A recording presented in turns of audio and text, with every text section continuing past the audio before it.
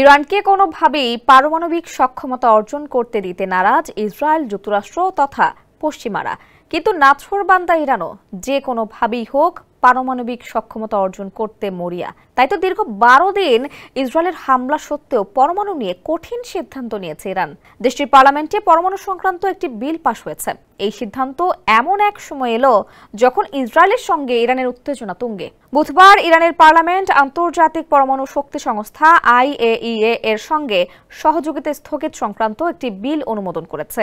রাষ্ট্রীয় সংবাদ মাধ্যম নূর নিউজ জানিয়েছে, এই বিল অনুমোদিত হয়। এর ফলে দেশটির পরমাণু কার্যক্রমে আন্তর্জাতিক পর্যবেক্ষণ ও স্বচ্ছতার পথ আরও সংকুচিত হলো। ইসরায়েলের অভিযোগ, ইরান গোপনে পারমাণবিক অস্ত্র তৈরি করছে। তবে ইরান সবসময় বলে আসছে তার পরমাণু কর্মসূচি শান্তিপূর্ণ উদ্দেশ্যে পরিচালিত। বিলটি এখন আইনে পরিণত করতে গেলে গার্ডিয়ান কাউন্সিলের অনুমোদন প্রয়োজন হবে। এতে বলা হয়েছে, ভবিষ্যতে IAEA এর পরিদর্শকদের ইরানের পারমাণবিক স্থাপনায় প্রবেশ করতে হলে জাতীয় নিরাপত্তা কাউন্সিলের অনুমোদন নিতে হবে। পার্লামেন্টের জাতীয় নিরাপত্তা কমিটি ইতিমধ্যে বিলটির মূল কাঠামো অনুমোদন করেছে।